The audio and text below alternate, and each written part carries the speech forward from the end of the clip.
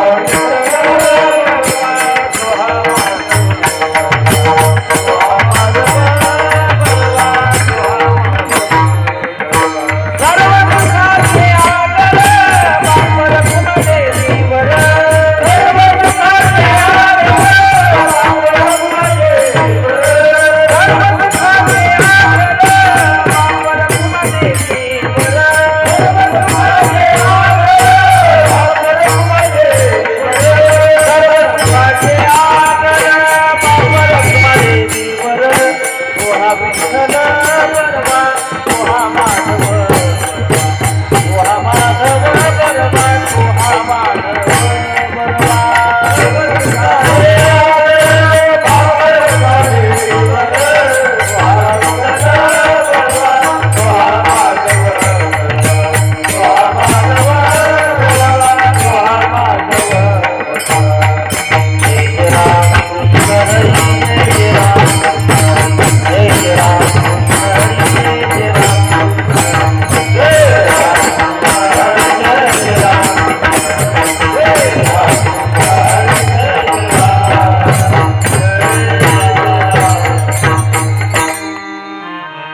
आता माझ्या भावा अंतराय नको देवा अंतराय नको देवा अंतराय नको देवा आता माझ्या भावा अंतराय नको देवा अंतराय नको देवा अंतराय नको देवा आता माझ्या भावा अंतराय नको देवा अंतराय नको अंतराय नको देवा आता माझ्या भावा अंतराय नको देवा अंतराय नको देवा अंतराय नको देवा आले भागाचे करीतो तुझे नाम उच्चारितो तुझे नाम उच्चारितो तुझे नाम उच्चारितो अरे भागाचे करीतो तुझे नाम उच्चारितो तुझे नाम उच्चारितो तुझे नाम उच्चारितो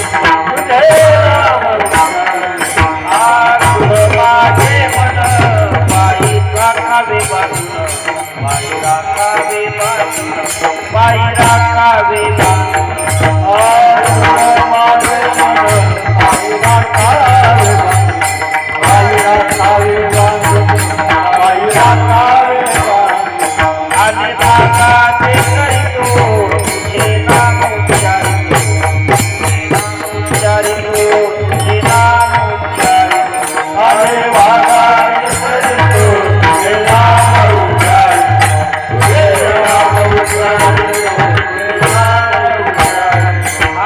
तुका म्हणे वाटे तुका म्हणे वाटे तुका म्हणे वाटे तुका म्हणे वाटे तुका म्हणे वाटे नको देऊ फाटे नको देऊ फाटे नको देऊ फाटे तुका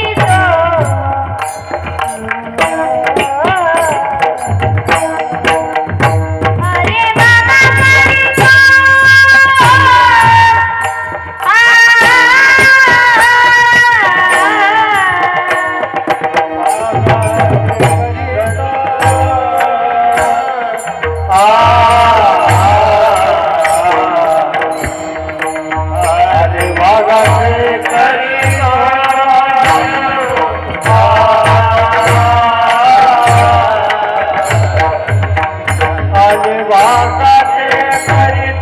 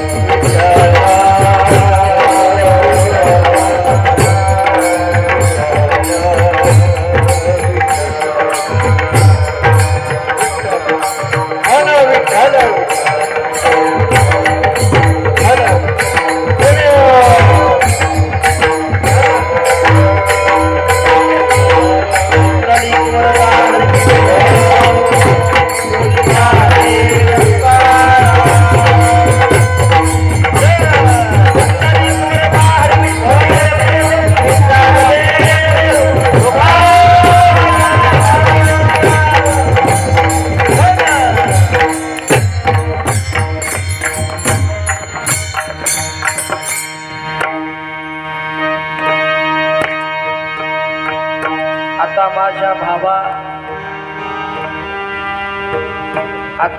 भावा अंतराय नको देवा, आले भागाते करीतो तुझे नाम उच्चारितो.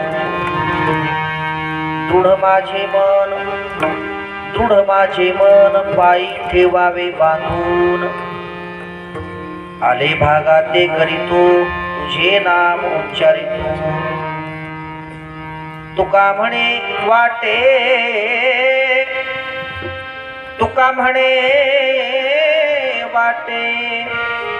नको फुटो देऊ फाटे, आले भागाते करीतो तुझे नाम उच्चारितो विठ्ठल.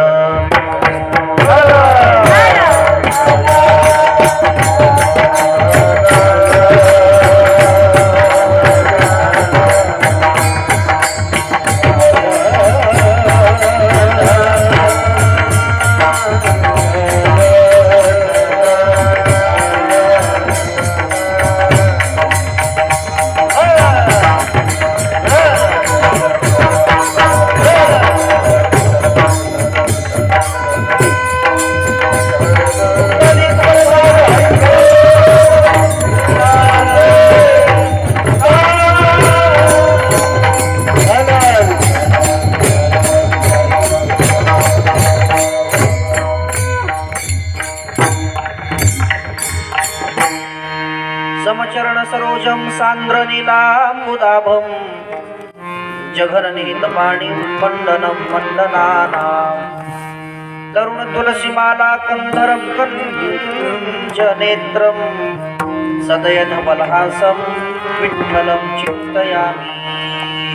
पांडुरंगा करू प्रथम नमन, पांडुरंगा करू प्रथम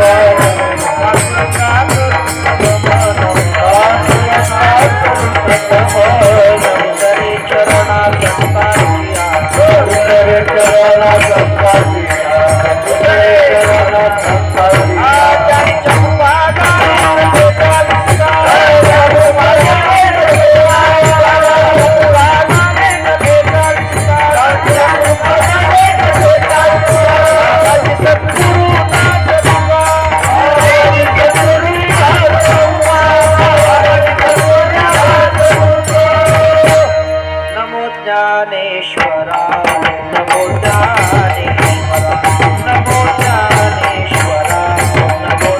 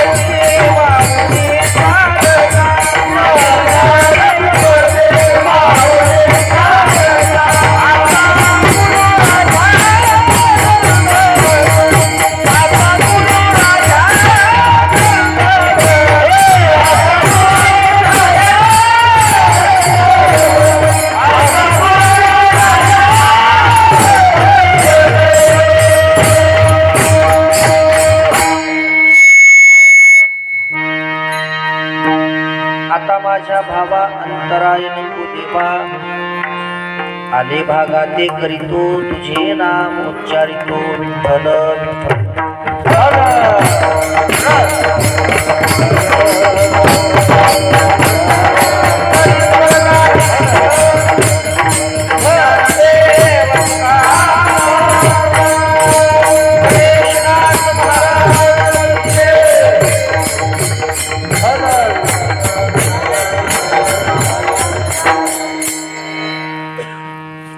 सेवेकरिता निवडलेला अभंग. देहूनिवासी सुप्रसिद्ध साधू, महान भगवत भक्त, महान वैष्णव, अवतारधारक, करुणाघन, दयासिंधू, सकल कंठभूषण, पंचम वेद निर्माते, जगदोद्धारक, जगवंद्य, जगद्गुरु श्रीमंत श्री तुकाराम महाराज यांचा हा 4 चरणांचा उत्कृष्ट, बहुतेक सर्वांच्या पाठ परिचयाचा, त्यांच्याच अभंग संहितेतील आणि मागणीपर प्रकरणातील आहे. पण मंडळी, सेवेला सुरुवात करण्यापूर्वी अल्पसा परिहार तो असा असेल. अतिशय पुण्यशील, धर्मशील आणि परमार्थशील असलेल्या, व्यावहारिक तसेच पारमार्थिक साधनानं संपन्न असलेल्या, वारकरी विचारांची, वारकरी संस्कारांची, वारकरी सिद्धांतांची परंपरा अगदी प्रेमानं आणि जोमानं पुढे घेऊन चाललेल्या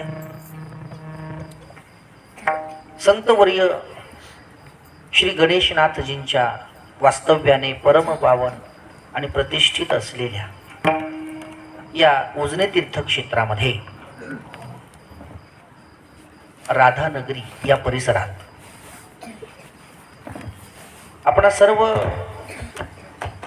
परमार्थप्रेमी ग्रामस्थांच्या उदात्त पारमार्थिक भावनेतून पंचकृषीतील परिसरातील अत्यंत विद्वान अशा गुणीजनांच्या सहकार्यातून, सज्जन संतांच्या, भगवंताच्या असीम कृपेतून, उपस्थित आदरणीय सर्व टाळकरी मंडळी, उपस्थित आदरणीय सर्व गावातील तसेच बाहेरगावची भजनी मंडळी, उपस्थित आदरणीय सर्व ज्ञात अज्ञात कीर्तनकार, प्रवचनकार, भागवतकार, रामायणकार, संतकथाकार, शिवकथाकार, उपस्थित आदरणीय सर्व आयोजक, संयोजक, मार्गदर्शक, कार्यवाहक, व्यवस्थापक, व्यासपीठ चालक, उपस्थित आदरणीय सर्व विणेकरी, पहारेकरी, सेवेकरी, उपस्थित आदरणीय सर्व अन्नदाते, द्रव्यदाते, श्रमदाते, सेवादाते, सौजन्यदाते, उपस्थित आदरणीय सर्व भालदार, चोपदार, उपस्थित आदरणीय सर्व परिसरातील, संप्रदायातील, महाराष्ट्रातील अतिशय सुप्रसिद्ध असलेली गायनाचार्य मंडळी,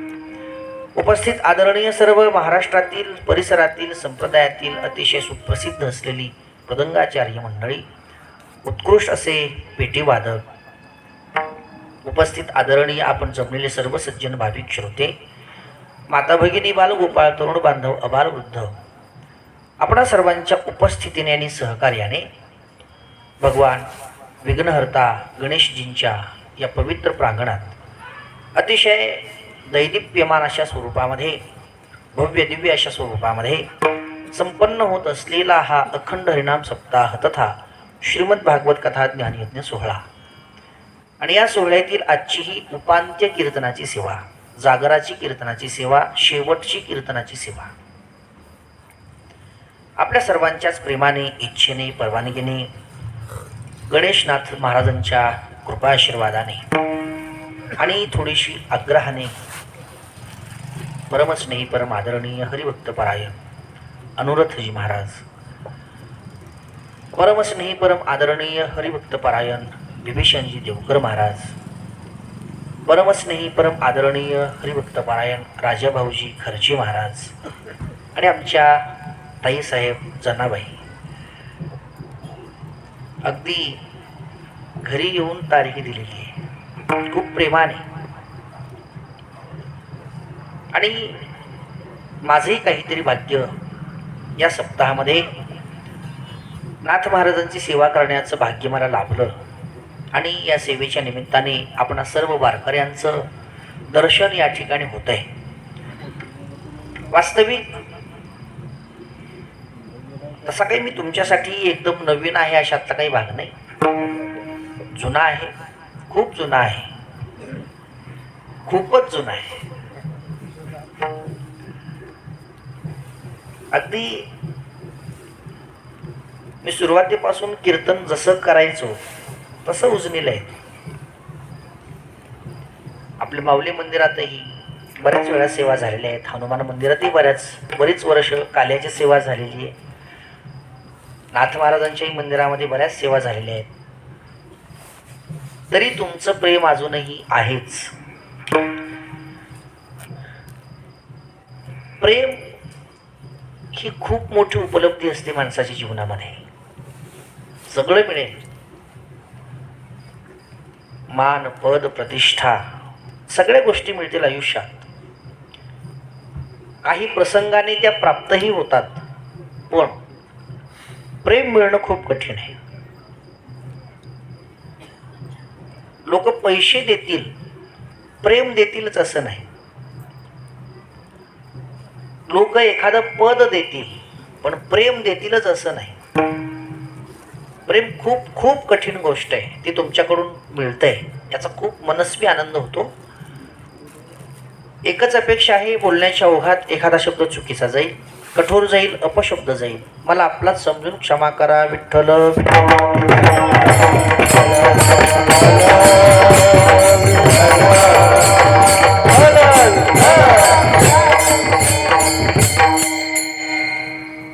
थोडासा वेळ झालेला आहे. थोडासा म्हणण्यापेक्षा जवळजवळ आता संपायचाच वेळ आलेला आहे. 10:50 झालेत. आता मलाच कोडं पडले, सुरू कुठून करावं बंद कुठं करावं, बोलावं काय आणि किती बोलावं. कारण 10:50 म्हणजे आता संपण्याचीच वेळ आहे ना.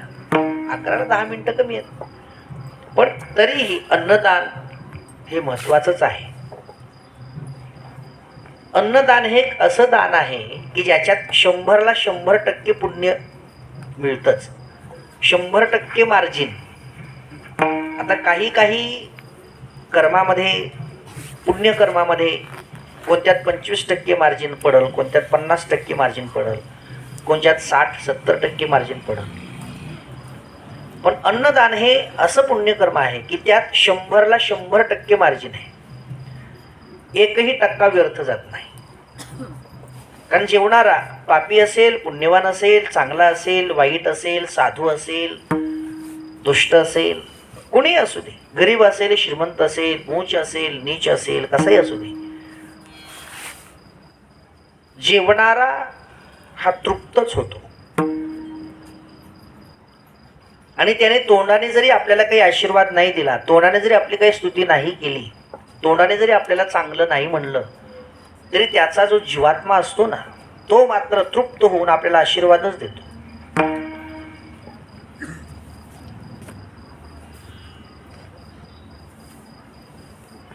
कीर्तनकार एखाद्या वेळेस पाकिट कमी भरलं तर नाराज होईल, आहे की नाही. मनातल्या मनात काहीतरी बोलल, वरून जरी नाही बोलला तरी मनातल्या मनात तरी तळतळ करेल. पण जेवणारा माणूस कधीच तळतळ नाही करणार.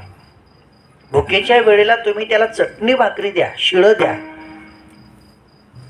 तो जर तृप्त झाला, आणि भूक नसताना कोणी खातही नाही ना, भूक नसताना कोणी खातही नाही, आणि भुकेच्या वेळेला तुम्ही जर त्याला शिळं जरी दिलं तरी शिळं खाऊन सुद्धा तो आपल्याला आशीर्वादच देतो, आणि पूर्ण आशीर्वाद देतो. आणि त्याला नाही जरी दिला तर त्याचा आशीर्वाद लागतोच आपल्याला. 100% मार्जिन फक्त अन्नदानामध्ये आहे. आणि या अन्नदानामुळेच आपल्याला उशीर झालाय. दुपारची मस्त पुरणपोळीचीच पंगत होती, भरपूर भाविक जेवले, आणि त्याच्यामुळं त्या जेवणाच्या थोडंसं लेट होण्यामुळं, उशिरा होण्यामुळं मग बाकीचे सगळे कार्यक्रम थोडे थोडे उशिराच होत जातात. गॅप थोडा वाढतच जातो. आणि म्हणून आता शेवटची कसर कीर्तनावर येते. पण कीर्तनाचं असं आहे, आपल्या सरकारी शाळेसारखं त्याची टायमिंग असते. 10ला भरणार, 5ला सुटणार. पण एखाद्या दिवशी भरायला समजा 10:30 वाजले, 11 वाजले, 12 वाजले, भरायला जरी उशीर झाला तरी सुटायला कधी उशीर होत नाही, आहे की नाही. शाळा भरायला 12 वाजू देव, पण सुटणार 5ला म्हणजे 5ला. 5 वाजून 10 मिनिटं सुद्धा नाही, 5ला शेवटची घंटी वाजणार म्हणजे वाजणार. तशी आपल्या 11ला नाही वाजणार, 11:30ला वाजणार म्हणजे वाजणार.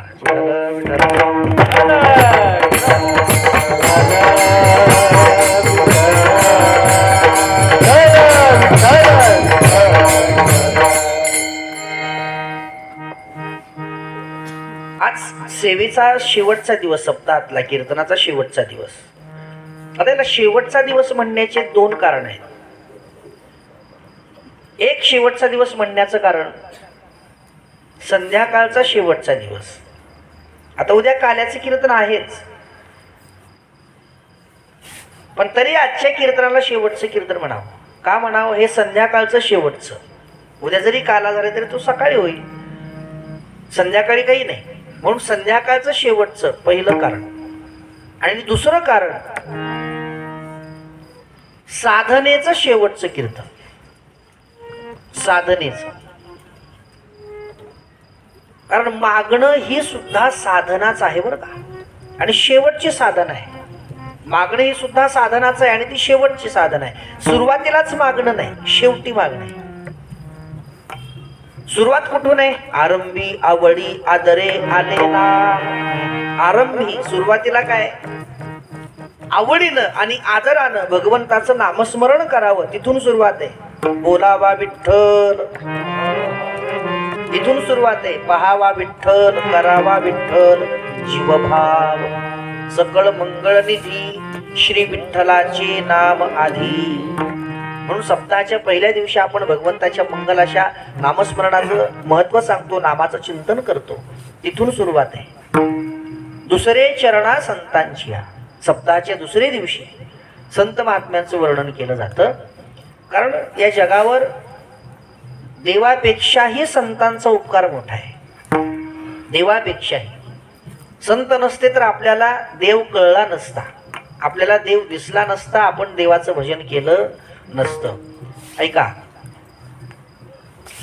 संत नसते तर या जगामध्ये विश्वास नावाची गोष्ट राहिली नसती, श्रद्धा नावाची गोष्ट राहिली नसती, इमानदारी नावाची गोष्ट राहिली नसती. संत नसते तर प्रेम नावाची गोष्ट राहिली नसती.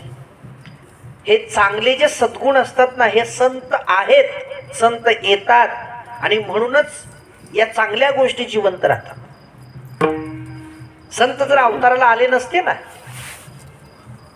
तर या लोकांनी जग तेव्हाच संपवलं असतं. तेव्हाच.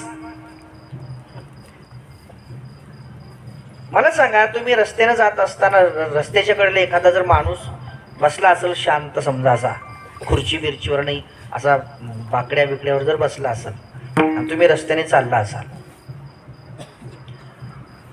तो माणूस बसलाय, तुम्ही बघितलंय आणि तुम्ही त्याच्या जवळून चाललाय. मला सांगा, तुम्हाला असं वाटतं का की याच्या एक कानाखाली वाजवावी? वाटतं का?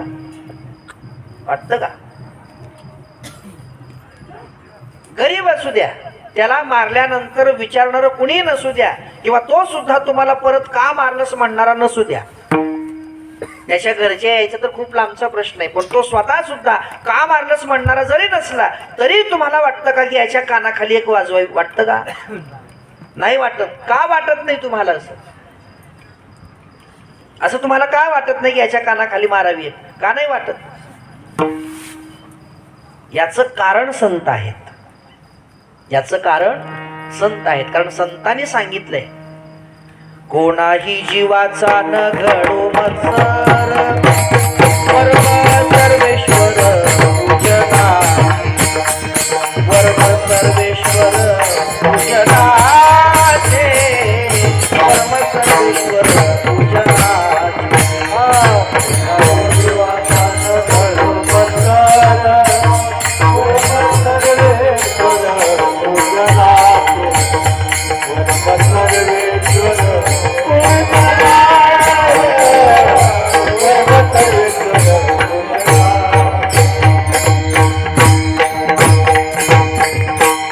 कोणाही जीवाचा न घडो मत्सर, हे कुणी सांगितलं? अरे हे संत शिकवतात. विनाकारण कोणत्याही जीवाला त्रास देऊ नये, ही संतांची शिकवण आहे. विष्णुमय जग वैष्णवांचा धर्म, भेदाभेद भ्रम मंगळ. तुम्हाला त्याला मारण्यापासून रोखणारे संत असतात, तुम्हाला पाप करण्यापासून रोखणारे संत असतात, तुम्हाला खोटं बोलण्यापासून रोखणारे संत असतात. अरे संत नसते तर या जगामध्ये दुर्गुण एवढे मातले असते, एवढे मातले असते, हे जग तेव्हाच संपवलं असतं लोकांनी. पण जग अजूनही आनंदाने जगते, याचं कारण संत आहे. म्हणून संत महात्म्यांबद्दल कृतज्ञता असली पाहिजे. संत महात्म्यांचं महात्म्य गायलं पाहिजे. म्हणून दुसरे चरणा संतांची या दुसरे दिवशी सप्ताहाच्या दुसऱ्या दिवशी संतांचं महात्म्य सांगितलं जातं. आणि मग तिसऱ्या चौथ्या पाचव्या सहाव्या दिवशी भक्ती ज्ञान वैराग्य याचं चिंतन, परमार्थास पोषक असणाऱ्या इतर साधनांचं चिंतन केलं जातं. आणि मग करता करता करता आपण आजच्या 7व्या दिवसात येतो. आणि मग 7व्या दिवशी काय करायचं झालं, आता उद्या तर काल आहे. मग 7व्या दिवशी काय करायचं, पहिल्या दिवसापासून नामस्मरणाची जी साधना सुरू केली आहे, भक्ती ज्ञान वैराग्याला धरून संत महात्म्यांना स्मरण करून जी आपण नामसाधना केलेली असते, एवढी नामसाधना करून सुद्धा अजून देव भेटला नाही, अजून देव भेटला नाही. आणि सांगू तुम्हाला, आज भेटत नाही. आज आज म्हणजे आज 7व्या दिवशी देव भेटत नाही, तो उद्या भेटतो. काला म्हणजे काय असतं, परमात्म्याची प्राप्ती असते. जीव जीव न राहता, देव देव न राहता, जीव आणि देव, भक्त आणि भगवंत यांचं मिलन, यांचं ऐक्य, यांची एकरूपता म्हणजे काला. तुका म्हणे देव भक्तांचा संगम, तेथे ओघ नाम त्रिवेणीचा, याला काला म्हणतात. देवाची प्राप्ती उद्या होते, आज नाही होत. मग आज काय करायचं, आज एकच करायचं, एवढं भजन करून, एवढं नामचिंतन करून, एवढी साधना करून जर अजून देव भेटत नसेल तर देव का भेटत नाही म्हणून त्याला त्याचं दर्शन मागण्याचा आजचा दिवस आहे. विठ्ठल विठ्ठल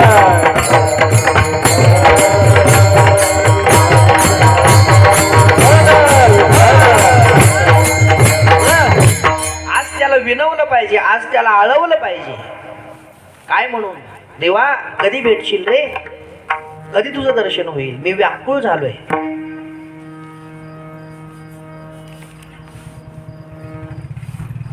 जीवन वेगळी मासळी कैसा तुका कैसा तुका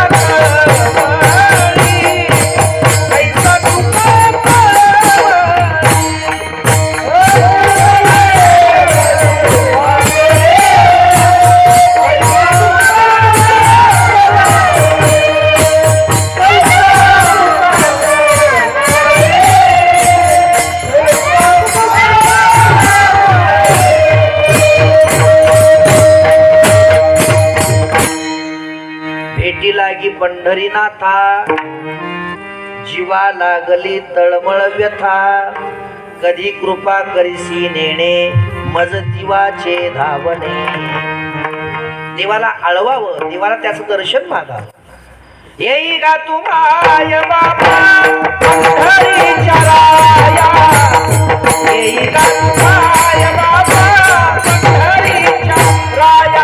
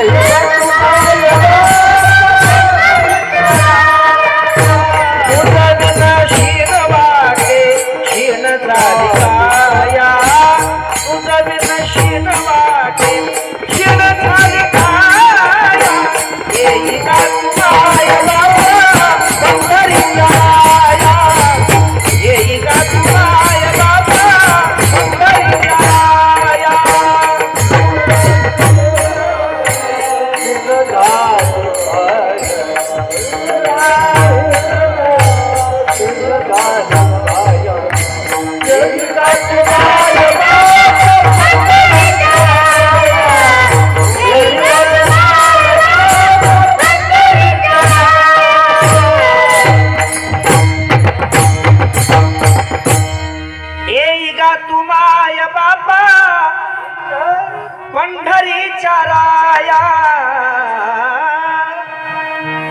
तुझं बिन क्षीण वाटे क्षीण झाली काया. अरे देवाला म्हणावं, देवा एवढं तुझं भजन केलं, एवढं तुझं नामस्मरण केलं, अजून दर्शन देत नाहीस, का देत नाहीस? काय चुकलंय माझं? काय अपराध झाले असतील ते अपराध पोटात घे. अरे कसलंही असलं तरी तुझं लेकरू आहे मी, तुझा भक्त आहे, तुझा वारकरी आहे, तुझा दास आहे. जसा असेल तसा असेल, घे पदरामध्ये आणि दर्शन दे. देवाकडे काय मागावं? पैसा अडका नाही मागावा, धन दौलत नाही मागावी, मान प्रतिष्ठा नाही मागावं, विहिरीला पाणी नाही मागावं. का नाही मागावं या गोष्टी देवाकडे? ऐका, या गोष्टी देवाकडे मागणं म्हणजे एकतर आपला वेळ व्यर्थ घालवणं, आणि दुसरी गोष्ट देवाचा अपमान करणं. विठ्ठल विठ्ठल.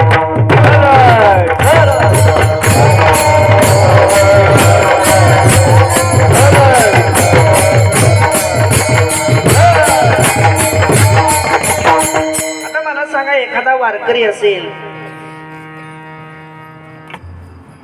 निष्ठावंत वारकरी असेल, आणि त्या वारकऱ्याला जर एखादा माणूस पिढी मागत असेल, महाराज पिढी आहे का द्या?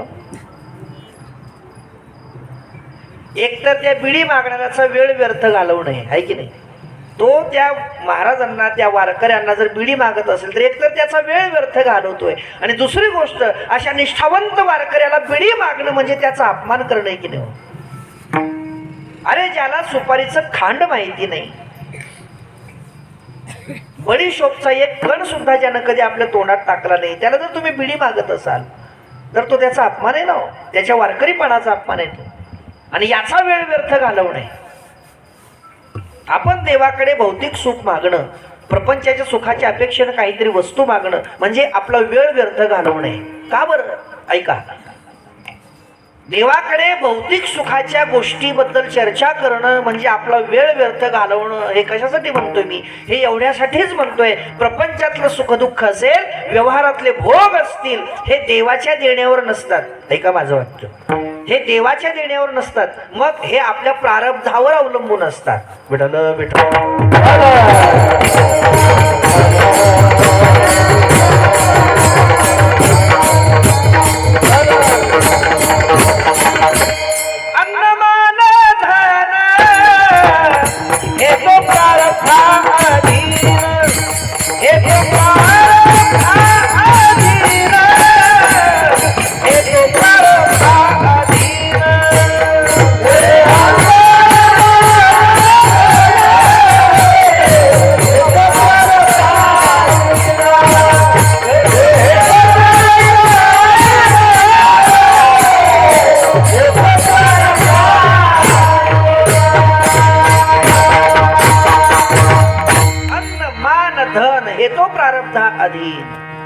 भोग तो न घडे संचिता वाचून करावे ते मनी समाधान. अरे जो भोग तुमच्या प्रारब्धातच नसेल तो देव तुम्हाला कुठून देणार आहे? नाही देणार. लक्षात घ्या, जसं तुमचं प्रारब्ध असेल तसंच तुम्हाला जगावं लागतं. देव तुमचा सखा असला तरी, देव तुमचा सखा असला तरी याच्यावर खूप खूप भरवसा ठेवा तुम्ही. मला सांगा, ज्ञानोबा तर साक्षात देवाचा अवतार आहेत की नाही?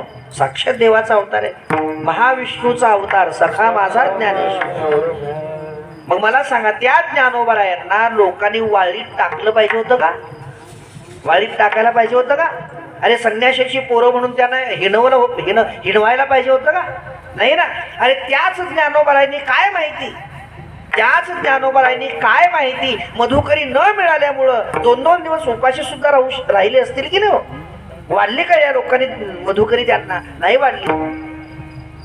त्याच ज्ञानोबारायांना की जे साक्षात देवाचा अवतार आहेत, त्याच ज्ञानोबारायांना अरे शुद्धीपत्र काढण्यासाठी पैठणला जर चालत चालत आळंदीवरून जावं लागत असेल शुद्धीपत्र काढण्यासाठी, काय म्हणाल तुम्ही या प्रसंगांना? मग देव सखा आहे त्यांचा. देव सखा म्हणण्यापेक्षा ते स्वतः देव आहेत. तुकोबाराय स्वतः देव आहेत. म्हणे रामेश्वर भट्ट द्विजा, तुका विष्णू नाही तुझा. पण त्याच तुकोबारायांना अंबाजी गोसाव्याने कुपाटीनं मारलं की नाही? कुपाटीनं मारलं. देवाने अडवायला पाहिजे होतं की नाही? मग नाही अडवलं. याच्यापेक्षा अजून सांगतो, चोखोबारायांचा देहांत कसा झाला? अंगावर भिंत पडू, बरोबर आहे की नाही? आता चोखोबारायांच्या अंगावर भिंत पडली असताना मोठे मोठे दगड त्यांच्या अंगावर, पोटावर म्हणा, पायावर म्हणा, डोक्यात मोठे मोठे दगड पडल्यावर किती त्यांना वेदना झाल्या असतील हो, किती त्यांना त्रास झाला असेल, किती त्यांचा जीव तळमळला असेल, आणि त्यातच त्यांचा देहांत झाला. इतकं दुःखदायक त्यांना जर मृत्यू येत असेल, आणि ते चोखोबारे जर देवाचे लाडके भक्त असतील, किती लाडके भक्त आहेत चोखोबारे देवाची, ऐका. विठ्ठल विठ्ठल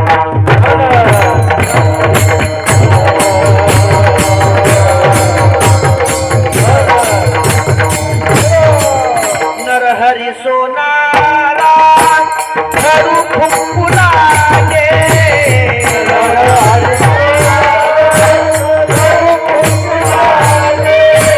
नरहरी सोनारा धरू फुंकुलागे,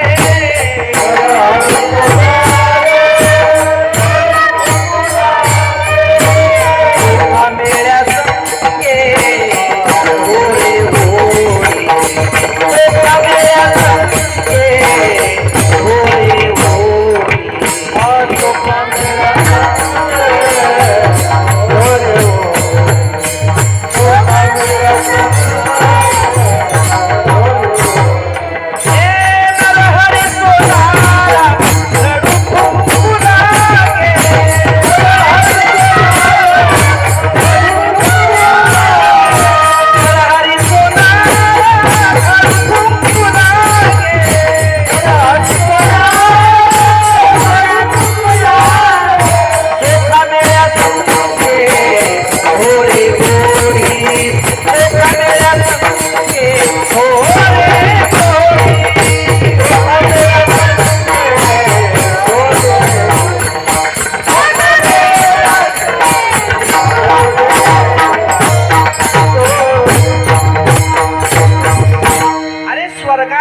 इंद्राच्या दरबारातलं नासलेलं अमृत चोखा महाराजांची नुसती नजर पडल्याबरोबर शुद्ध झालेलं, नुसती नजर पडल्याबरोबर इंद्राला अमृत शुद्ध करण्यासाठी पंढरपूरला चोखोबाऱ्यांच्या घरी यावं लागलेलं, आणि नुसत्या चोखोबाऱ्यांची नजर पडली तर ते अमृत शुद्ध झालेलं. एवढा अधिकार चोखोबाऱ्यांचा. आणि मेलेली जनावर, एखादं जर जनावर मोठं असेल, एक त्या चोखोबाऱ्यांना जर ते ओढत नसेल, तर स्वतः देवाने ती मेलेली जनावरं चोखोबाऱ्यांसोबत ओढू लागायची. मला सांगा किती प्रेम असेल चोखोबाऱ्यांचं देवाचं चोखोबाऱ्यांवर किती प्रेम असेल. एवढं प्रेम आहे, लाडका लढीवाळ भक्त चोखोबार आहे. पण त्या चोखोबाऱ्यांचा देहांत जर अंगावर भिंत पडून होत असेल, आपण विचार केला पाहिजे ना या गोष्टीचा. मला सांगा, तो देव जर असला, जर तो देव असला तर हे त्याला माहिती असायला पाहिजे की नाही, आज संध्याकाळी चोखोबाऱ्यांच्या अंगावर भिंत पडणार आहे आणि त्याच्या खाली चोखोबाऱ्या मरणार आहेत, हे देवाला माहिती असायला पाहिजे की नाही? असायला पाहिजे ना. आणि हे जर त्याला माहिती असेल तर त्याला आदल्या दिवशी नामदेवराला पाठवायचं ना. मग तिकडं दुसऱ्या दिवशी पाठवलं हाडं आणायला त्यांची, जा माझ्या चोखोबाऱ्याची हाडं घेऊन ये, मला माझ्या चोखोबाऱ्याची समाधी बांधायची महाद्वारात, आणि बांधली. मला एवढंच म्हणायचंय, दुसऱ्या दिवशी नामदेवरायांना जे पाठवलं मंगळवेढ्याला, त्याच्या आदल्या दिवशी पाठवलं असतं तर काय बिघडलं असतं का? जा नाम्या आणि चोखोबाऱ्यांना सांग, आजचे दिवस भिंतीखाली झोपू नका म्हणाव, भिंत पडणार आहे आणि त्याच्या खाली मरताल, लांब झोपायला सांग. काय बिघडलं असतं देवाचं सांगा ना.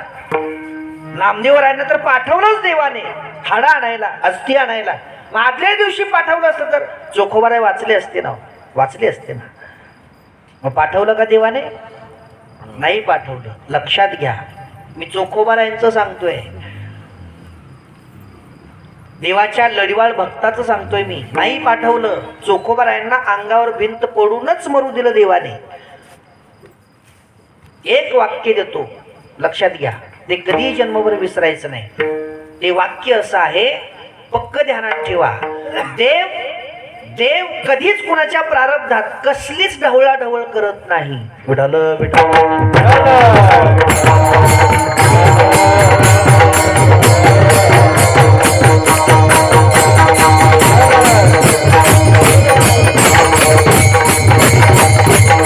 मला सांगा, जिथं चोखोबारायाने ज्ञानोबारायांच्या प्रारब्धात ढवळाढवळ केली नसल, तुकोबारायांच्या प्रारब्धात ढवळाढवळ केली नसल, काकांच्या प्रारब्धात ढवळाढवळ केली नसल, चोखोबारांच्या प्रारब्धात ढवळाढवळ केली नसल, तिथं आपण कोण आहे? बाजीराव सिंगम आहे का? कोण आहे आपण? जसं तुमचं प्रारब्ध असेल देव तुम्हाला तसंच जगू देतो, त्यात अजिबात बदल होऊ देत नाही आणि करतही नाही. प्रपंचातले भोग देवाच्या देण्यावर नसतात, प्रपंचातले भोग आपल्या प्रारब्धावर असतात. आणि जर तुम्ही देवाकडे प्रपंचातले भोग मागत असाल तर तुम्ही तुमचा वेळ व्यर्थ घालवताय आणि देवाकडे प्रपंचातले भोग मागून तुम्ही देवाचा अपमान करताय. विठ्ठल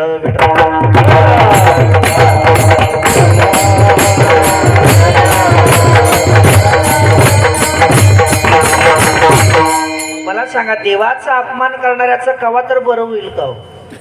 कवा तर कधीच नाही.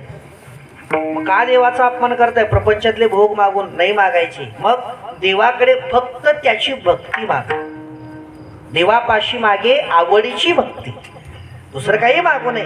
देवाकडे जावं, कारण देवाकडे भक्तीच का मागावी याचं कारण असं आहे, जगात सगळ्या गोष्टी सहज मिळू शकतील, थोड्याफार प्रयत्नाने तुम्ही ते मिळवूही शकाल, पण जगात सगळ्यात कठीण जर गोष्ट काय असेल तर भक्ती सगळ्यात अवघड आहे.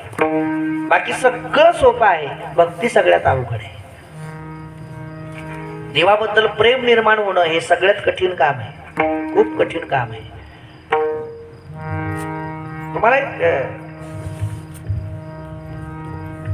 आताच उदाहरण सांगतो, लांब तरी कशाला जायचं आपल्याला. हरिपाठ कितीला सुटला? 8 वाजता, बरोबर आहे.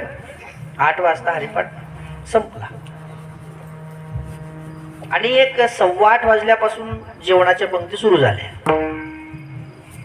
8:15 ते 10 मिळालं तरी काही माणसं तिकडे जेवत होतीच, म्हणजे सरासरी 1.5-2 तास. अंदाजे किती लोक जेवले असतील बरं अनुराध महाराज? अंदाजे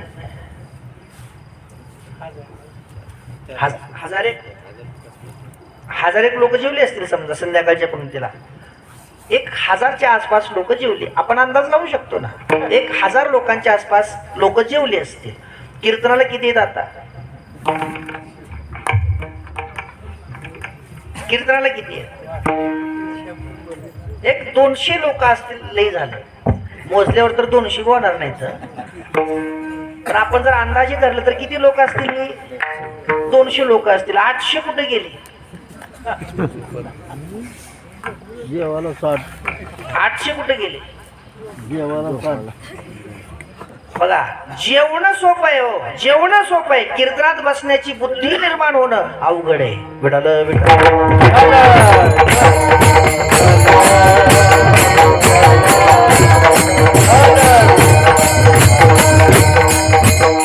जे लोक संध्याकाळच्या पंक्तीला जेवले ते दुपारी बी जेवले बरं का. ते असं नाही की ते आताच्याच पंक्तीला जेवले, असं नाही, ते दुपारच्याही पंक्तीला जेवले.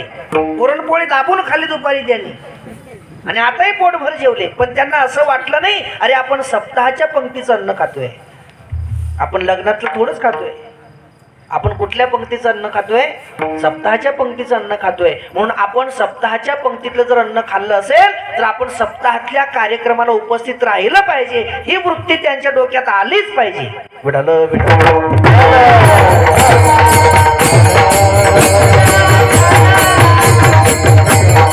पण लोक पंक्तीला न चुकता बसतात.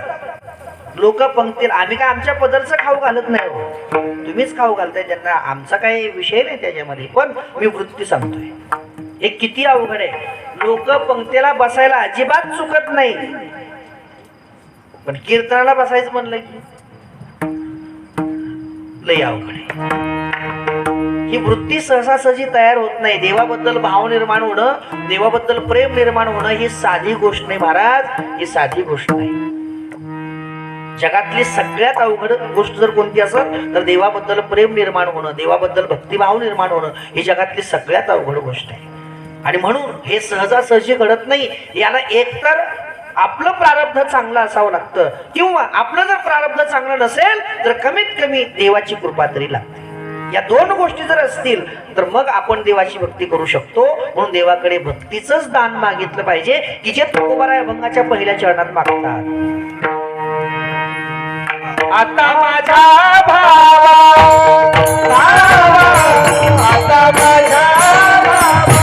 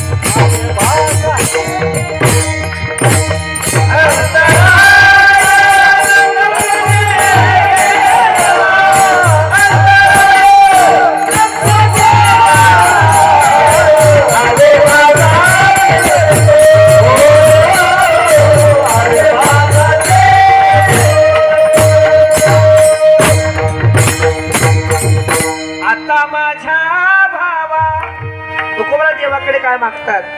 तुझ्याबद्दल जो भाव माझ्या मनामध्ये उत्पन्न झालाय, आता त्यात अंतर पडू देऊ नको देवा. आता म्हणजे कधी? भाव निर्माण झाल्याच्या नंतर, भावोत्पत्तीच्या नंतर. दोन विभाग पडतात, भाव निर्माण होण्याच्या अगोदरची अवस्था आणि भाव निर्माण झाल्याच्या नंतरची अवस्था. आयुष्यामध्ये या दोन खूप मोठ्या घटना आहेत. देवाबद्दल भाव निर्माण होण्याच्या अगोदरचं जीवन आणि देवाबद्दल भाव निर्माण झाल्याच्या नंतरचं जीवन, या दोन खूप मोठ्या घटना आहेत. का तुकोबारांना हे देवाकडे मागावं लागलं असेल? जो भाव तुझ्याबद्दल निर्माण झालाय, जे प्रेम तुझ्याबद्दल निर्माण झालंय, ते आता कमी होऊ देऊ नको. का म्हणावं लागलं असेल? याचं कारण असं आहे, पहिली गोष्ट, देवाबद्दल सहजासहजी प्रेम निर्माणच होत नाही. पहिली गोष्ट का निर्माण होत नाही? याला काही कारण आहे. यातलं पहिलं कारण असं आहे, आपण ज्या काळामध्ये जगतोय त्या काळाचं नाव आहे कलीचा काळ. आपण ज्या काळात जगतोय त्या काळाचं नाव आहे कलीचा काळ. त्या काळाचा आपल्या अंतःकरणावर पडलेला प्रभाव, म्हणून आपलं अंतःकरण देवाकडे लवकर वळत नाही. विठ्ठल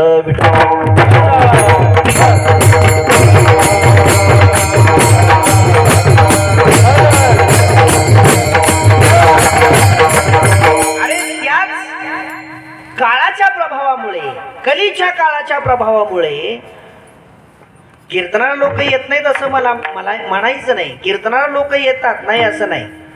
पण समजा याच ठिकाणी थोडंसं रोडच्या पलीकडं नाही, अजून थोडंसं कुठल्या तर थोडंसं असं इकडं पटांगणामध्ये जर गौतमी पाटलाचा कार्यक्रम असता आजच समजा, गर्दी कुणीकडे झाली असती? पलीकडा. कारण सबसे कातील पाठच झाले आपल्याला. गर्दी तिकडे वाढली असती की नाही? तुम्हाला अजूनही गोष्ट सांगू का? जर तिकडे तिचा कार्यक्रम असता तर ह्यातले बी काही तिकडे चमकले असते. यातले बी काही तिकडे चमकले असते. तिकडं नाही म्हणून इकडं आहे, पण गर्दी तिकडे राहिली असती. हो, इकडे लोक आलेच नसते असं मी म्हणणार नाही. आले असते पण मोजके, कमी प्रमाणामध्ये. पण अफाट गर्दी तिकडं. का? कलीचा काळ आहे. ऐका कलीचे महिमान, असत्यासी रिझले जन, पापा देती अनुमोदन, करती हेळण संतांची. कबीर महाराज तर बोलतात, अरे चोर लफंगे राज करे, चोर लफंगे राज करे, संतों के बेहाल. चोर लफंगे राज करे, संतों के बेहाल, पतिव्रता तो भूखी मरी, पेढा खाय. विठ्ठल विठ्ठल.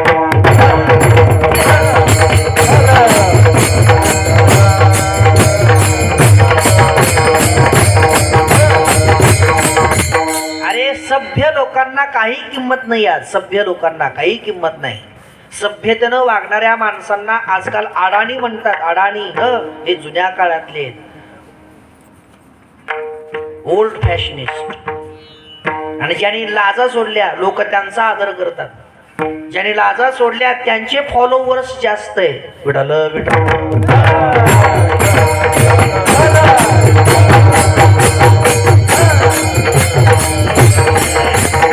अरे ज्यांनी लाजा सोडल्या त्यांचे लाखावर फॉलोवर्स आहेत. लाखावर, मिलियन्सवर.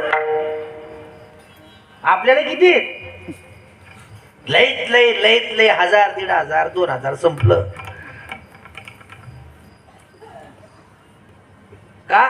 कलीचा काळ आहे. चांगल्याला किंमत नाही. चांगल्या लोकांना पटत नाही. लटिके ते रुचे, साच कोणाही न वचे. खरं कुणाला पटणार नाही. खोट्याच्या माग जग धावतंय सध्या. अरे या कलीच्या काळानं अशी पैज मारली आहे. बघूच लोक कशी कीर्तनाला येतात. ते बघूच अशी पैज घेतली यानं. विडा उचललाय. लोकांना परमार्थाकडे नाही येऊ द्यायचा, लोकांना भक्ती मार्गाकडे नाही वळू द्यायचा. विडा उचललाय लोकांनी या कलीनं. म्हणून याचा प्रभाव आपल्या अंतःकरणावर पडलेला आहे. पहिलं कारण काळाचा प्रभाव. दुसरं कारण जगाची भीती. दुसरं कारण, आता बऱ्याच लोकांना कीर्तनाला यावं वाटते, पण ते असा विचार करतात जर आपण कीर्तनाला गेलं तर लोक काय म्हणतील आपल्याला, या विचारानं काही माणसं घरी झोपत येत. आणि लोक बी तसेच आहेत. तो लोक तर कोणते गुणाचे. समजा कधीच कीर्तनाला न येणारा माणूस जर कीर्तनाला निघाला आणि वाटतच त्याला जर असे बसतील की काय उगाच वाटेवर बिनकामी उच्चर वाट्यावर उग बसलेले असते. त्यांना कामच असते, कोण कुठून यायलंय, कोण कुठं चाललंय, कोण कुणाला बोलालंय, कोण काय करायलंय. उग बसून टुळू टुळू टुळू उबडावणे सगळ्यावर नजर ठेवली तिथं. आता हे कधीच बाहेर समजा 7-7:30 हे घराच्या बाहेर कधीच पडत नाही, पण आज 8:30-8:45 घराच्या बाहेर निघाले चांगले कपडे बिपडे घालून. पण चालला असेल कुठेतरी म्हणून सोडून देत नाहीत त्याला. हटकीत येत कुठं कुठं आता कुठं म्हणल्यावर हे सहज सांगतं जर आज कीर्तनाला जाऊ म्हणायला. असं कीर्तनाला जायचंय, हो बर बर आता तेवढंच राहिले म्हणा की. हा आता तेवढंच राहिले म्हणा की. जा म्हणत नाहीत, बरं झालं बाबा कीर्तनाला चालला जा, बरं लवकर सुरू झाले आताच नाहीत म्हणत. बर आता तेवढंच राहिले म्हणा की. त्याला वाटतं जाऊ का जाऊन झोपू घरी. हे जग आहे जग. आणि जग असं विचित्र आहे. जग चांगल्यालाही नावं ठेवतं आणि वाईटालाही नावं ठेवतं. विठ्ठल विठ्ठल.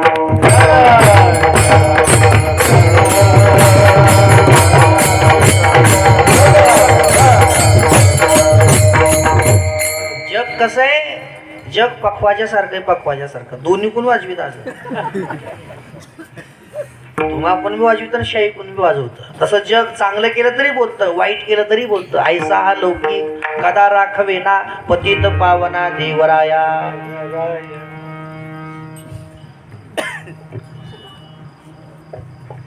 जर एखाद्याने लवकर लग्न केलं तर लोक म्हणतात माजल्यावर कसं असतंय, म्हणतात ना माजल्यावर कसं असतंय. आणि एखाद्यानं नाहीच केलं तर काहीतरी गोळा असेल.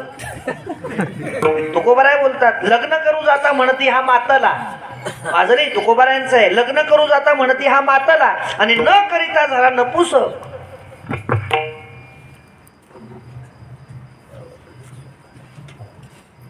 अभंगाचा प्रसिद्ध तुकोबारायांचा. भेटीशी नव जाता म्हणती हा निष्ठूर आणि येता जाता घर बुडविले.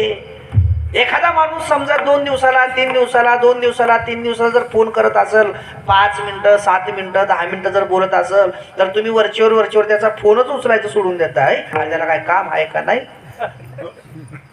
उठलं की फोन करते, उठलं की फोन करते, काय कामधंदा आहे का नाही. तुम्ही फोनच उचलायला सोडून देता. आणि जो माणूस तुम्हाला कधीच फोन करीत नाही ती कशाला फोन करील. गर्वाचा गड्डा आहे त्याला कितीतरी. म्हणतो की नाही आपण असं. अरे जग आहे हे जग. एखाद्यानं लई मस्त सुंदर घर बांधलं, हो लोकांना त्याचा आनंद नाही. उगाच तोंडावर हसून दाखवतात पण पाठीमाग असंच बोलतात. काय झालं, काय नवल आहे का, सगळा 2 नंबरचा पैसा आहे, नवल आहे का. आणि एखाद्यानं नाहीच घर बांधलं, काम करू वाटत नाही, धंदे करू वाटत नाहीत. लोक कसले कसले घर बांधाले हे अजून मी पुढातच राहून आले. काम धंदे करा का रोग आला का. जग आहे हे जग. दोन्ही कोण बोलतो, चांगल्यालाही बोलतं वाईटालाही बोलतं, आपल्यालाच नाही. तुकोबारांनी सुद्धा परिहार दिलाय. तुका म्हणे हसे जग नाही कान ते ठाई. लोग कहे मीरा भई रे बावरी. लोग कहे मीरा भई रे बावरी. बाप कहे कुल नासी रे. पग घुंगरू घुंगरू बांध कर नाची रे. मैं तो अपने नारायण की हो गए दासी रे. ऐसी लागी लगन मेरा हो गई मगन. वो तो गली गली हरी गुन गाने लगे.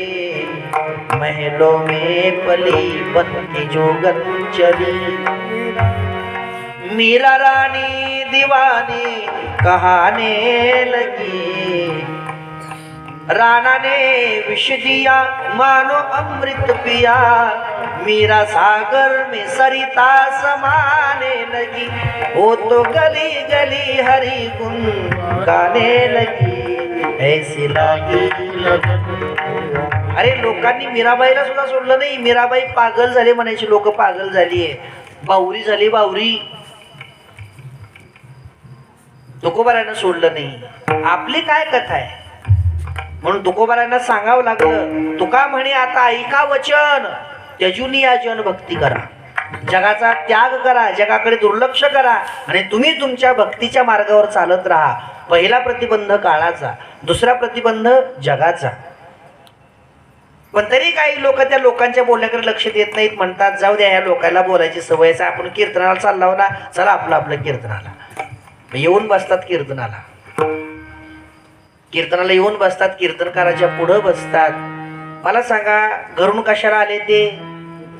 कीर्तन ऐकायला. बरं, कीर्तनकाराच्या पुढं कशाला बसले ते?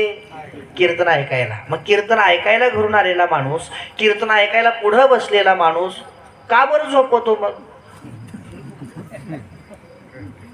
झोपतो का बरं? कारण लई जेवण आणि लई काम अजिबात नाही. लई जेवण केलं म्हणून झोप येत नाही, लई काम केलं म्हणून झोप येत नाही, मग अजून लई पाप शिल्लक आहे म्हणून झोप येते आहे.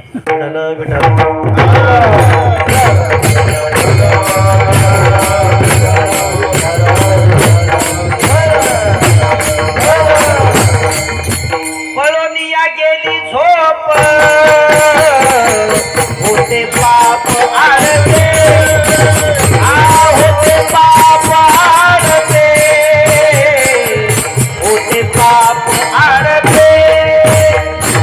पळोनिया गेली झोप, होते पाप आडते, होते पाप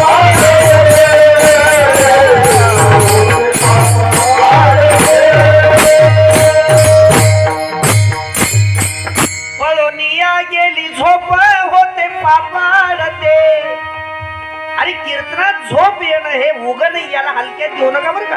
कीर्तनात झोप येणं या गोष्टीला हलक्यात घ्यायचं नाही. जर कीर्तनात बसल्यावर तुम्हाला झोप येत असेल तर समजून जा, तुमचा अजून भरपूर पाप शिल्लक आहे. विठ्ठल विठ्ठल.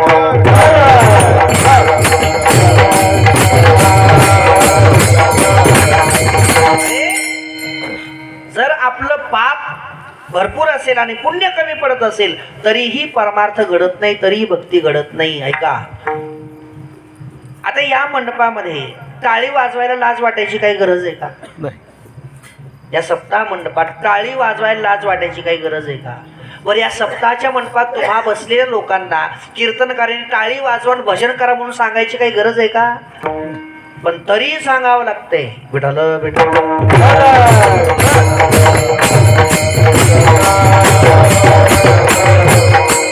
एवढं म्हणल्यावर सुद्धा ज्यांनी टाळी वाजवी नसेल किती पाप असेल बरं त्याचं.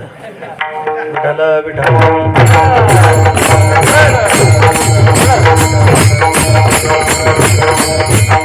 मी मुद्दाम अगोदर बोलून पुन्हा भजन घेतलं होतं.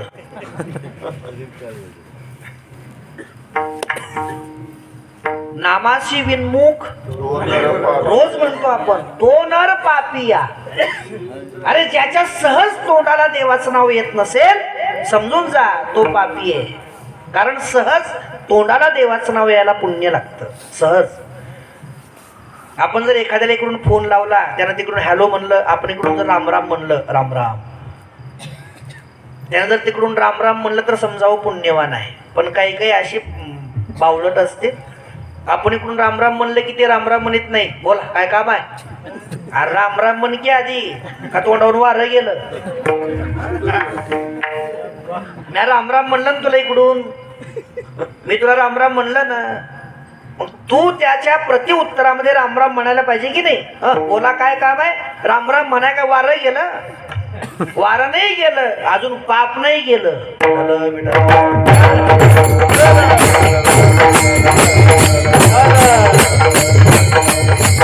ऐका, तुम्हाला गणित सांगतो. आपल्या तोंडाला एकदा देवाचं नाव यायला, विठ्ठल असल, राम असल, कृष्ण असल, हरी असल, शिव असल, जे असल ते असल, कोणत्याही देवाचं नाव असल, ते आपल्या तोंडाला एकदा येण्यासाठी, कितीदा? एकदा येण्यासाठी ज्ञानोबाराय सांगतात आपल्याकडे कमीत कमी 1000 जन्माचं पुण्य लागतं. किती जन्माचं पुण्य लागतं? 1000. जयाची या वाची पुढा भोजे नाम नाचत असे माझे जे जन्म सहस्त्री ओळगीजे एक वेळ मुखासी यावया. किती जन्म? जन्म सहस्त्री म्हणजे 1000 जन्माचं पुण्य लागतं तेव्हा एकदा तोंडाला देवाचं नाव येतं. तुम्हाला भजन कीर्तन परमार्थ सोपं वाटतं का? सोपं नाही महाराज. हे लई पुण्यवानाचं काम आहे.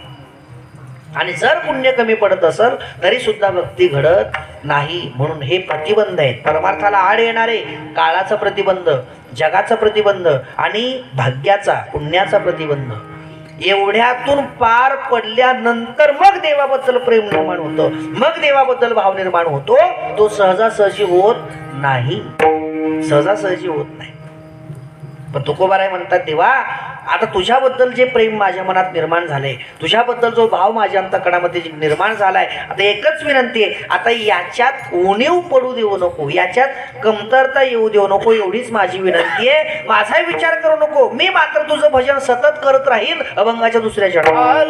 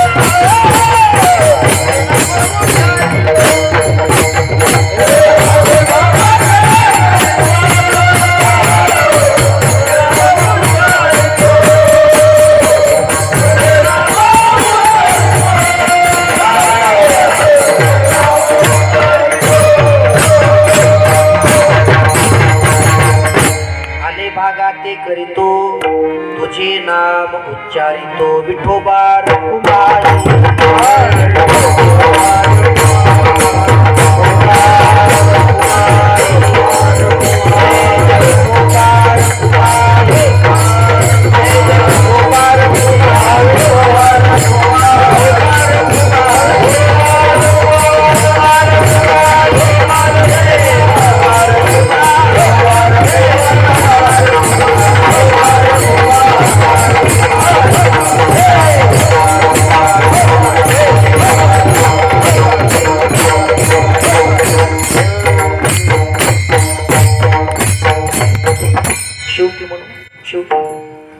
पावणे 12 वाजले. आले भागाते करीतो तुझे नाम उच्चारितो. का तुकोबाराने हे मागावं लागलं बरं? देवा तुझ्याबद्दल भाव निर्माण झालाय, तो आता कमी होऊ देऊ नको.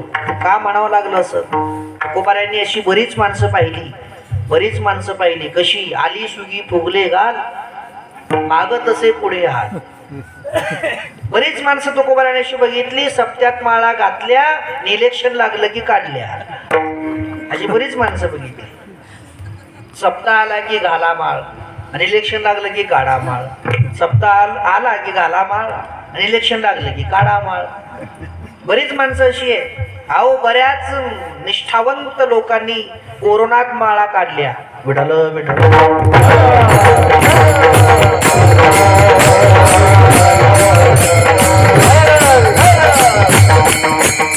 एकतर देवाबद्दल प्रेम निर्माण होणं पहिली अवघड गोष्ट आहे, आणि जर निर्माण झालं तर ते देवाबद्दलचं प्रेम आयुष्यभर टिकणं ही दुसरी अवघड गोष्ट आहे.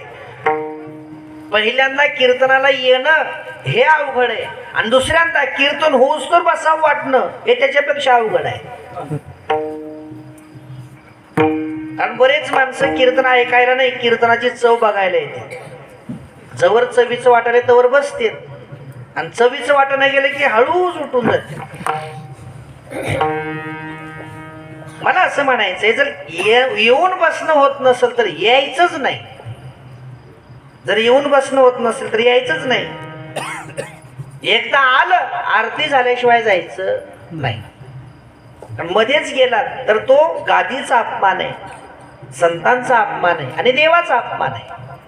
मध्यंतरी सोडणाऱ्या माणसाला शहाणं म्हणतात का? नाही. अर्ध्यावरती डाव मोडीला अधुरी एक कहाणी. त्याचं काय खरंय? त्यानं शेवट काढेल म्हणून त्याचा काय भरवसा आहे? त्याच्यावर कोणी भरवसा ठेवतो का? नाही ठेवत. तसा अर्ध्यातून जाणाऱ्या माणसावर मी देव भरवसा ठेवत नाही. त्याचं काय खरंय? जर कीर्तनात बसणं होत नसेल तर यायचंच नाही. घरी झोपायचं, मस्त मस्त झोपायचं, पलंगावर गादीवर डोसक्याखाली उसवशी घेऊन मोबाईल बघत बघत झोपा की आम्हाला काय अडचण आहे त्याची. बरं तिथलं झोपायचं सोडीत येत आणि कीर्तनात येऊन बसून डुकली आणि मग शेजारच्या माणसानं जर बघितलं डुकल्या आणायला तर ती डुकल्या तरी काय सुखानं हाणू देते का? लगेच उठ झोपायलाच, उठ झोपायलाच. अरे बाबा, इथं लोकांचे कोपरं खाण्यापेक्षा घरी कसलं नादर झोपायचं, तसलं नादर झोपायचं सोडतं नाही तो कोपरं खाते. ऐका, इथं बसून डुकल्या खायच्या असतील तर घरी झोपणं चांगलं. माऊल्या हो, एखाद्या बाईला 2-3 लेकरं झाले, एकही जगलं नाही आणि एका बाईला एक बी झालं नाही, चांगली कोणती हो? जागी असला तर सांगा तुम्ही. एका बाईला 2-3 झाले, एक बी जगलं नाही आणि एका बाईला एक बी झालं नाही, चांगली कोणती? न झालेली चांगली, न झालेली चांगली. अरे होऊन मरण्यापेक्षा न होणं कधीही चांगलं नाव.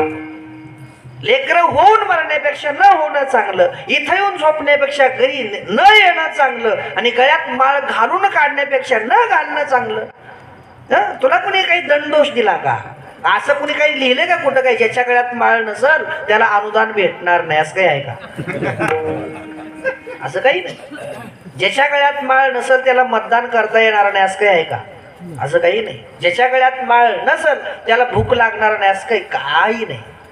माळ असली काय नसली काय व्यवहारात काही अडचण नाही. तुम्हाला माळ घातलीच पाहिजे असा काही कुणी आग्रह केला नाही आणि करूही नाही. माळ घालाच, का बरं घालीत नाव, कसेच घालीत नाव. अरे अरे त्याचा काही तो काही ठेका घेतलाय माळा घालायचा? काच घालीत नाव, का बरंच घालीत? तुला काय करायचे? नाही घालायचे त्याला नको घालू दे मग. मी तर माळा घालाच म्हणत नाही कधी कुणाला. मी तर सरळ सांगतो, लय जड होत असेल तर काढून दे, म्या नेऊन टाकतो चंद्रबागेत, लागू दे, मला काय पाप लागायचं ते. जर टिकवणं होत नसेल, जर त्याची मर्यादा सांभाळता येत नसेल तर न घालणं चांगलं. घालूच नका. आणि जर घातली तर ती माळ मरणासोबत शरणापर्यंत आली पाहिजे, तर त्याला किंमत आहे. मध्येच काढायची नाही, मध्येच काढायची नाही. आणि जर गळ्यात नसेल तर काही अडचणही नाही ना. काय अडचण आहे त्याला? तुझ्या गळ्यात माळ नसल्यामुळं काही तुला काही लोक नीट बोलत नाहीत काय? तुला काय प्रॉब्लेम काय? काही नाही, घालूच नको. लई लोकायला बी नाद असते, नाही महाराज घालाच. अरे नको घालू, हाय त्याचेच भांडणं लागले तर तू कशाला घालायला चालू? राहू दे, आहे तसा राहा. लय सोन्यावर पिवळा आहेस, चांगला आहेस, राहा. नाही पण घालायचीच आहे महाराज, लईच घालावं वाटायला. आमची हेनं घातली, त्यानं घातली, अमक्यानं घातली, तमक्यानं घातली, मॅच तेवढा राहिला बघा, घाला. अरे तूच तेवढा राहिलास म्हणून घालायची नसते रे. उग त्यानं घातली म्हणून तू घालायची असते का? नाही उगं राहू दे, 1-2 वर्ष तसंच राहा, पुन्हा घाल. नाही नाही तुम्ही काही म्हणा, मी आता माळ घालणारच आहो, घाला माळ. अरे नको घालू, नाही मला घालायचीच आहे. बघ बरं, नाही नाही घालायचीच आहे. बघा, नाही घालायचीच आहे. घालायचीच आहे का? हो घालायचीच आहे. मग नीट घाल. विठ्ठल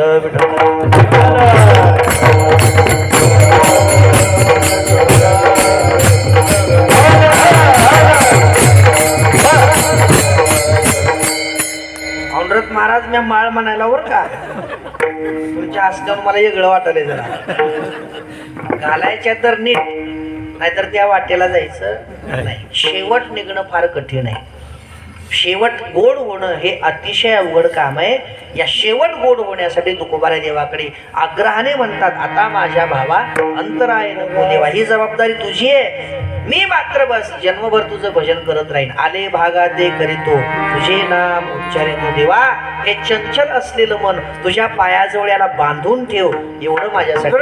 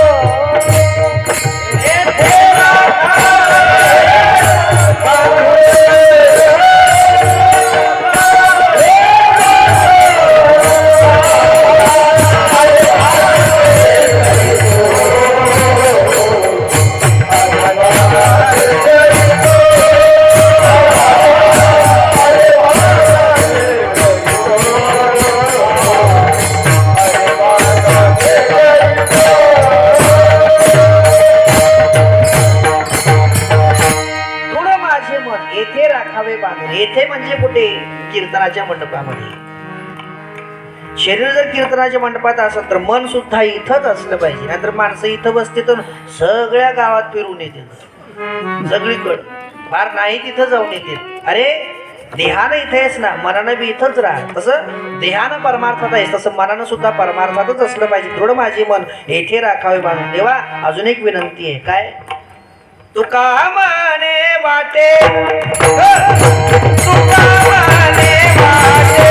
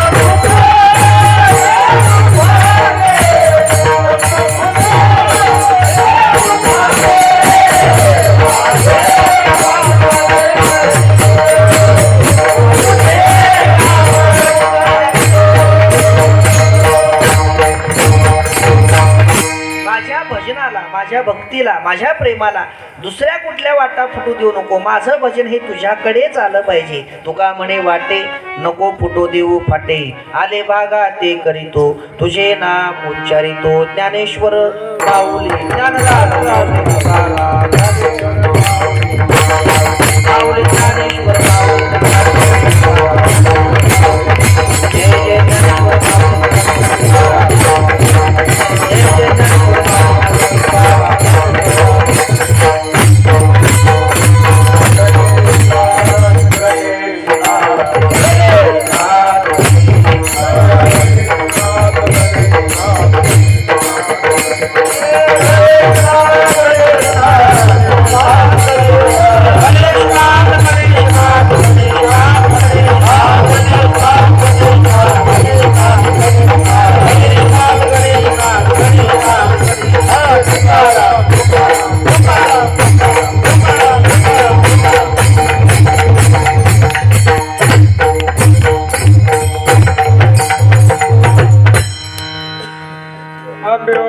कोणी